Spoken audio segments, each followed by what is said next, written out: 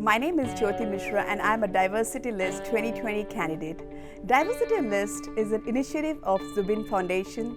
The aim is to increase the number of ethnic minorities in the board of Hong Kong government statutory and advisory committees so that we have a say in the future of Hong Kong. I have 10 years experience working with large corporates and 10 years working as an entrepreneur.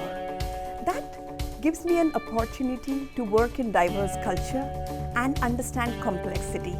Number 2, I work as a trusted advisor to my clients, understanding their challenges, doing constant need analysis. Rather prescribing, I believe in being a trusted advisor. Number 3, I'm working with LSF Global from last 7 years, imparting executive education to large corporates.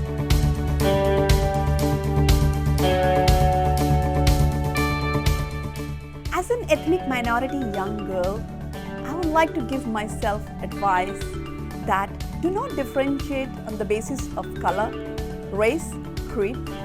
Do not have any kind of biases, whether it is conscious or unconscious, and develop an overall personality, not just focus on academics.